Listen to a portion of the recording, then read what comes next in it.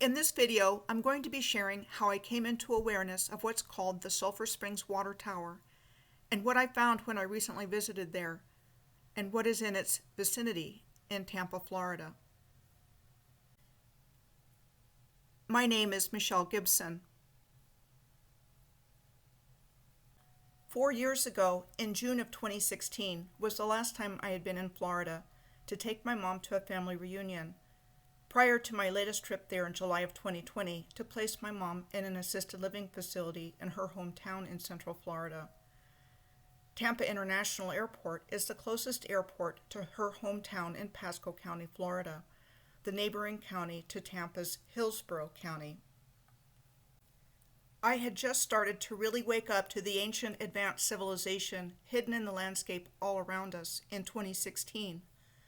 So in 2016, when I spotted this landmark heading north on I-275, right next to the highway, shortly after leaving the Tampa International Airport, it really stuck in my memory as something noteworthy. I didn't know the name of it until an acquaintance urged me to check out places to explore on my trip to Florida, from which I just returned. At that time, I looked up Tampa Lighthouse because that is what it looked like to me, and I found that the towering landmark I remembered was called the Sulphur Springs Water Tower. I also saw historic pictures like this one, describing Sulphur Springs as Florida's Coney Island. At this point, my curiosity was further piqued because now there was a tie-in into my research on the relationships between early amusement parks and trolleys, most of which are long gone, either destroyed by things like fire or demolished for so-called modern urban development. I made sure that I left time at the end of my trip to spend time looking around there, which I was able to do on the day before I left Florida, which was on Wednesday, July 29th. I had already looked at the area on Google Earth in order to get an idea about where to look and what to look into because I'm not familiar with the area. I reserved a hotel room on Bush Boulevard near Busch Gardens for the last night of my trip, in the middle of the part of Tampa I wanted to explore. My starting point for this exploration is the Sulphur Springs Water Tower, which is located at the corner of East Bird Street and North Florida Avenue, also known as Business Highway 41. It is 214 feet or 65 meters tall, and its foundation is said to be 45 feet or 14 meters deep. It is located in what is called River Tower Park, adjacent to the Hillsborough River in the Sulphur Springs district. Here is a historic depiction of the water tower and its grounds. And this is what the grounds look like today.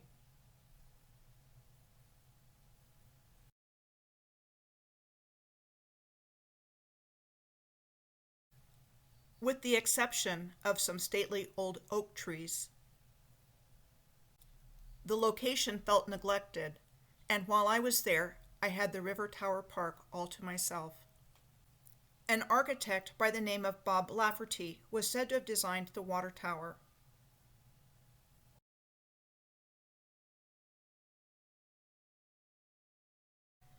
And a cement contractor named Grover Poole was said to have built the water tower in 1927 for developer and realtor Josiah Richardson.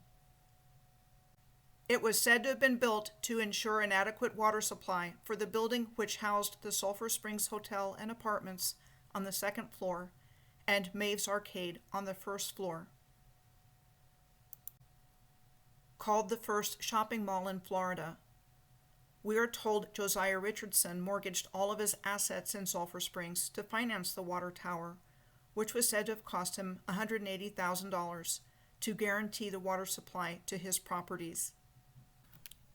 When it was operational, it was said to have stored 136,000 gallons of water pumped from an artesian well, with the water tank occupying the upper quarter of the tower, while 7 floors occupy its lower 3 quarters. Alas, Josiah Richardson lost his Sulphur Springs properties in 1933 when the Tampa Electric Company dam collapsed and flooding ripped through this part of Tampa. From its construction in 1927 until 1971, The water tower provided artesian well water to both businesses and residences in the immediate vicinity, at which time the city of Tampa was said to have forced the end of its water piping operations. Water flows from an artesian well under natural pressure without pumping, providing an endless supply of water. City water utilities charge for water use. It is interesting to note that the Tower Drive-In Theater opened on property next to the water tower in 1951.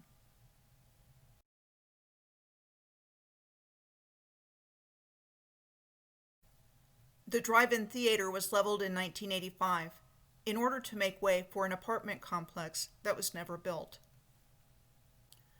The grounds of River Tower Park have survived interest in developing it into high-end apartments in the 1980s, as well as a large chain drugstore that wanted to develop it in 2002. In 2005, the city of Tampa installed lights for the night. I have received comments from YouTube viewers mentioning other similar towers. One is the Alhambra Tower in Coral Gables, Florida, near Miami.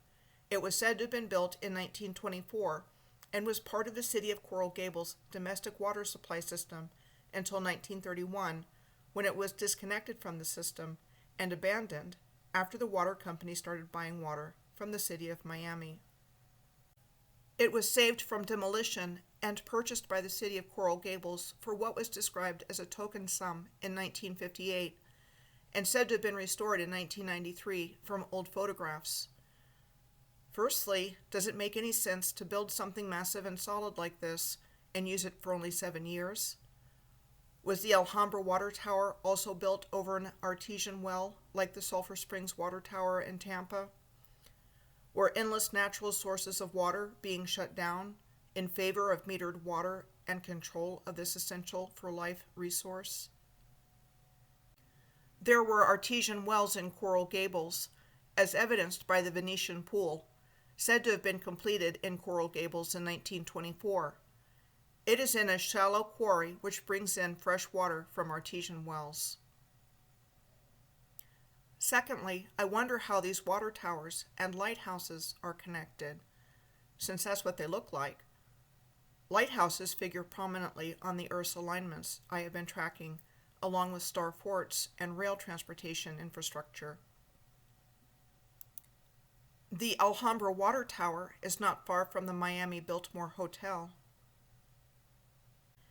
Said to have been built in 1926 through land developer George Merrick, who was given the historical credit for developing Coral Gables during the Florida land boom of the 1920s, and Biltmore hotel magnate John McEntee Bowman.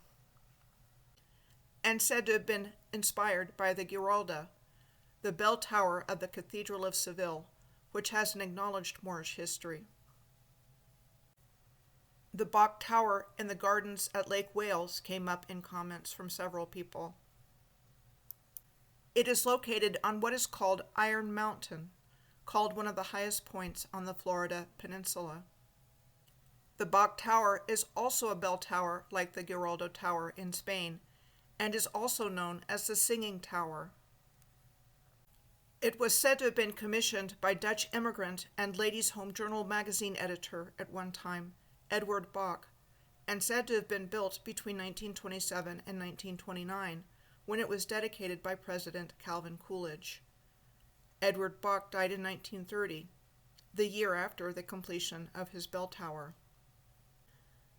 The Citrus Tower in Claremont, Florida, near Orlando, was said to have opened in 1956 and was a big pre-Disney World tourist attraction in its heyday. It's another massive Florida tower with an electric elevator, like the Sulphur Springs Water Tower, and is also a bell tower like the Bok Tower. What was the purpose of these massive bell towers reaching up to the clouds for the original civilization? Were they musical generators of healing and harmonious frequencies for the benefit and balance of all of creation? Just a few more examples of water towers mentioned in viewers' comments before I move on to looking at the Tampa neighborhood of Sulphur Springs itself. The Grand Avenue Water Tower is said to be the oldest of the 3 water towers in St. Louis that are still standing today. Said to have been built by architect George Barnett in 1871, it is the tallest freestanding Corinthian column in the world. Taller than Pompey's Pillar, a freestanding Corinthian column in Alexandria, Egypt, said to have been erected between 298 and 302 AD. And the Column of the Goths in Istanbul, Turkey, said to have been erected sometime between 200 and 400 AD. The last water tower I'm going to look at is the Riverside Water Tower in Chicago, now an art gallery and museum. Like the Grand Avenue Water Tower in St. Louis, the Riverview Water Tower was said to have been built in 1871, only this one was said to have been designed by architect William LeBaron Jenney, and like the Sulphur Springs Water Tower, it was said to have had a freestanding elevator shaft erected inside the tower.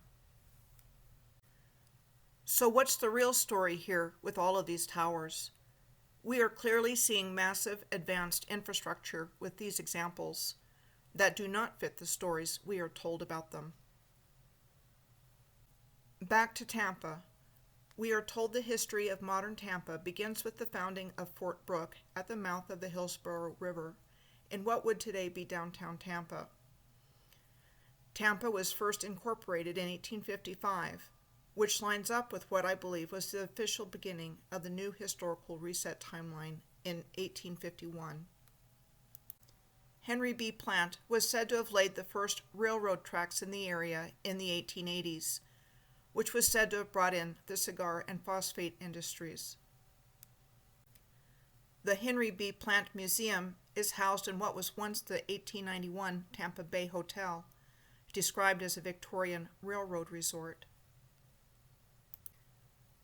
Today it is the south wing of Plant Hall on the campus of the University of Tampa. Sulphur Springs is located 6 miles north of downtown Tampa. Its southern boundary is the Hillsborough River. The northern boundary is Bush Boulevard. Florida Avenue, Nebraska Avenue, and the CSX Railroad line forms boundaries on the west and the east. We are told that Native Americans drank from the springs the area is named for, who benefited from the medicinal qualities of the natural mineral water. I noticed the far north street names in the Sunshine State when I was driving around the Sulphur Springs neighborhood, like Alaska, Juneau, Sitka, Nome, Skagway, Yukon, Klondike, Eskimo, and Seward, the name of the U.S. Secretary of State who signed the treaty for the purchase of Alaska from the Russians in 1867. This seems odd to me, like removing to a faraway place the actual identity of the people who lived here. I have gotten a screenshot of Google Earth of where I primarily looked around in Sulphur Springs. This is what I found at this first location marked by an X. I looked around this side of the Hillsborough River and found this tablet referencing this spot at the former location of the Van Dyke Bridge. The Van Dyke Bridge connected Sulphur Springs with the old Seminole Heights neighborhood of Tampa. It existed there until 1951, and I can't find information to explain what happened to it. We are told Van Dyke Place was named for the man who owned a service station there in the 1920s. But who were the Seminole? What about them? Why would this piece of land in Sulphur Springs be forever named for a service station owner who was only there a short time? That's like the magnificent mound-building civilization of North America being named the Hopewell culture, also in 1891 like the Van Dyke Bridge, after a family who owned the land that the Hopewell Mound Group earthworks were located on in Ross County, Ohio, and not having any connection made in the name with the indigenous people of this continent. The Seminole of what is now Florida were considered one of the 5 civilized tribes, indigenous peoples of the Americas who lived in the southeastern United States, and described as part of the mound-building Mississippian culture, along with the Cherokee, Choctaw, Chickasaw, and Creek. The Seminole Wars were ongoing between 1816 and 1858.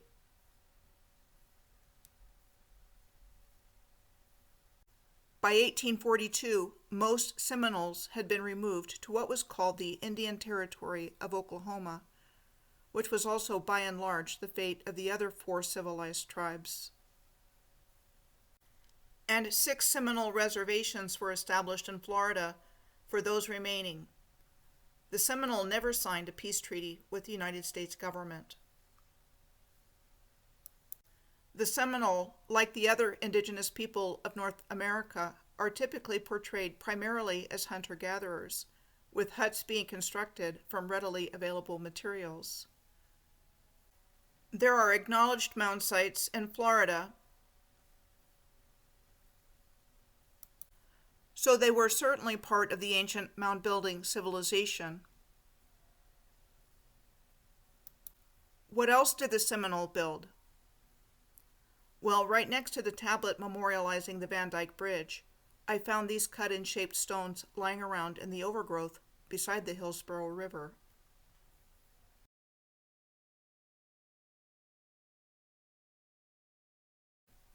I noted the masonry banks of the river at this location, and will show other examples at different places.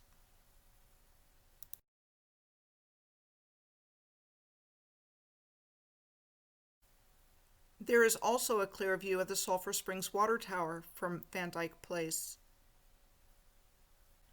In my driving around, I found the location of the Sulphur Springs Pool and Park.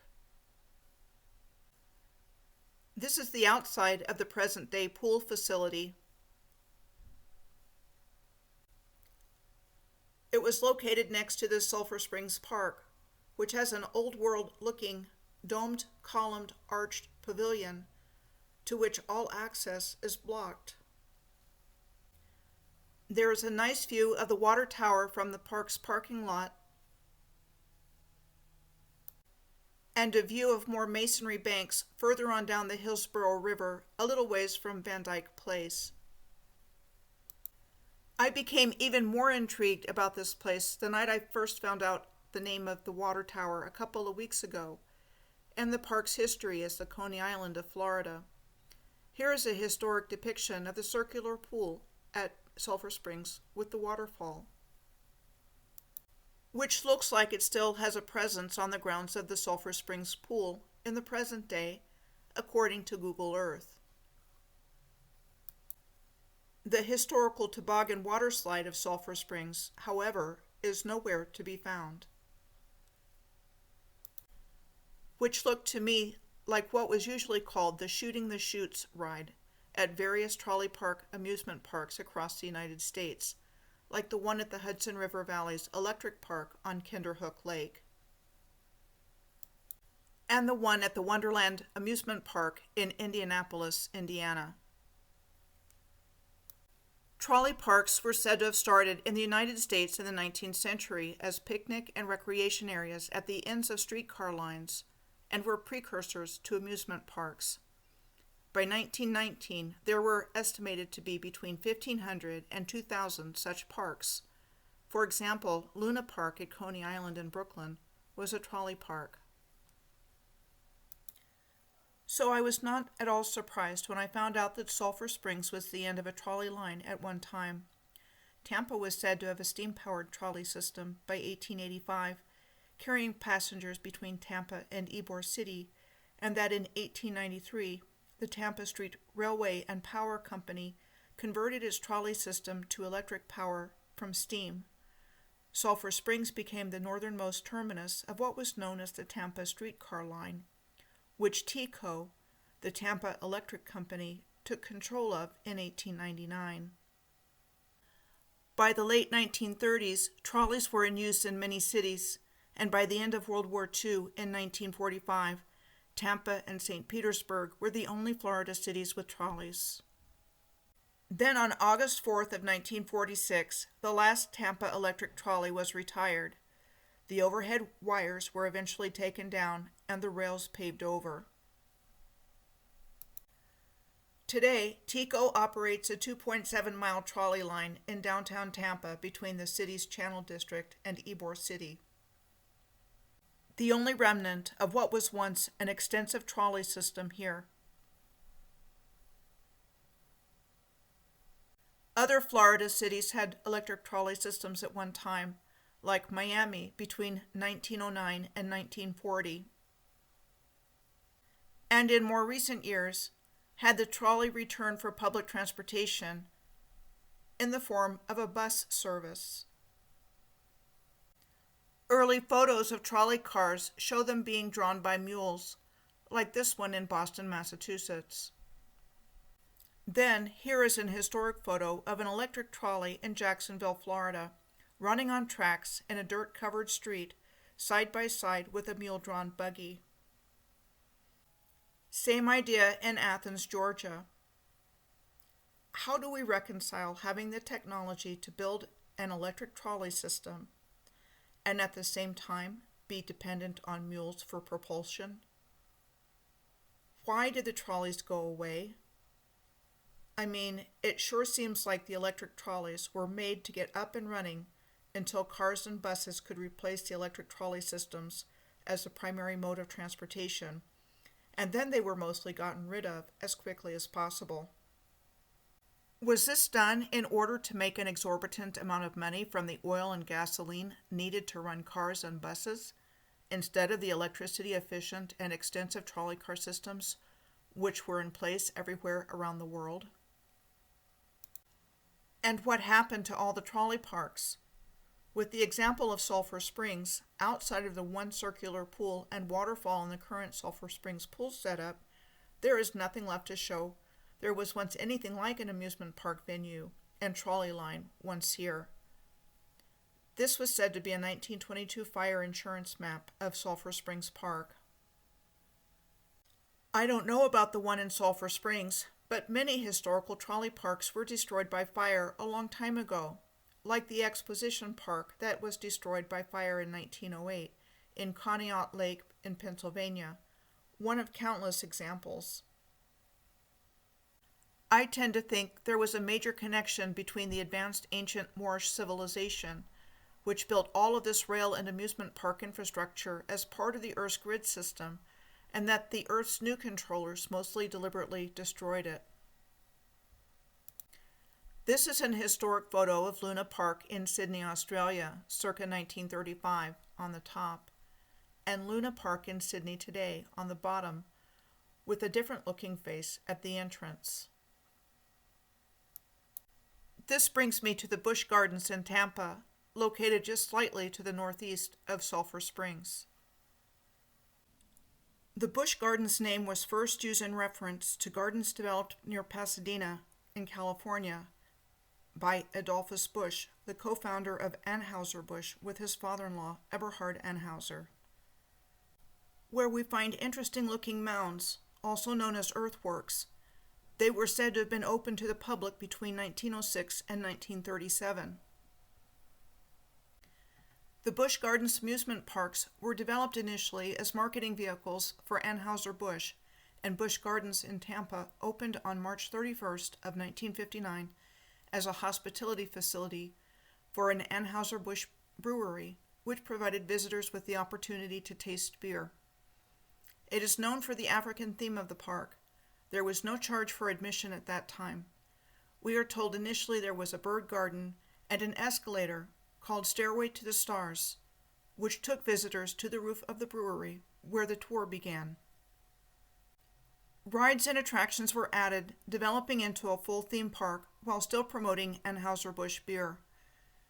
I really see this development of associating beer with amusement parks as a bread and circuses approach by those behind the concept of the New World Order to facilitate lowering our level of consciousness by introducing the consumption of beer and facilitating its association with fun and rides.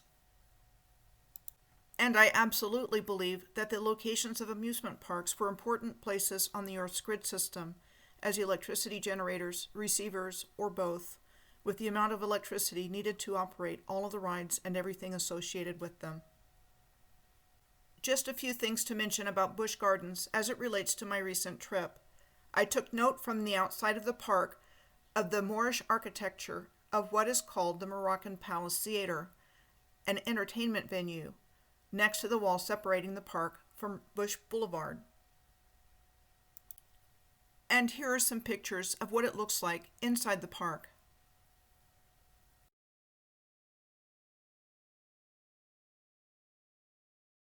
On Google Earth, I checked out the part of the park I was curious about from what was showing above the wall, but I couldn't tell exactly what it was, like the roof of what I think was this structure. And when I was looking around this part of the park on Google Earth, I came across this view of what looks like an old wall with arches and triple windows, which appears to be part of the Cheetah Hunt coaster. I traveled east along Bush Boulevard, where it goes through the unincorporated city of Temple Terrace, as I was heading towards a place where I could get a view of the canal I spotted on the east side of Tampa on Google Earth. It is known as the C-135 or Tampa Bypass Canal, a 14-mile or 23-kilometer waterway that connects the lower Hillsborough Wilderness Preserve with McKay Bay, said to have been built in the 1960s and 1970s as a flood control project. It also functions as a source of drinking water for Tampa.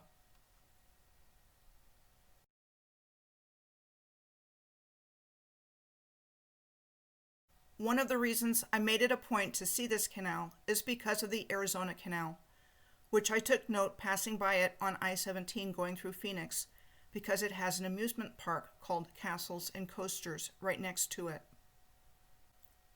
which has Moorish-looking attractions at the park.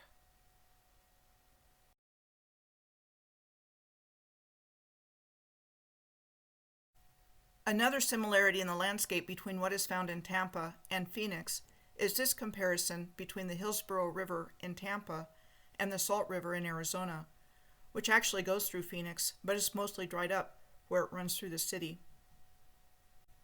I believe these so-called natural rivers are man-made waterways, and there are countless examples on the earth of the same snaky, S-shaped river bends, like the Ouachita River, where it flows through Monroe in Louisiana.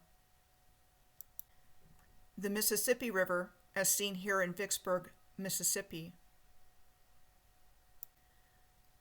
The Nile River in Sudan, in Africa.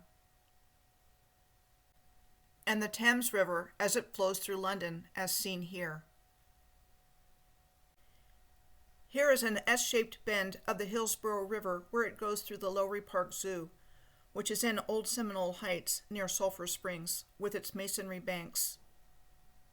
And here are views of the Hillsborough River on Sly Avenue near the Lowry Park Zoo entrance, like the masonry banks I showed earlier in Sulphur Springs. On my way back through Temple Terrace on Bush Boulevard after visiting the C-135 canal, I stopped at Florida College to take pictures because of the Moorish architecture I saw there on my way to the canal. As I went around this building called College Hall, I started noticing classic mud flood evidence of ground level windows and underground levels.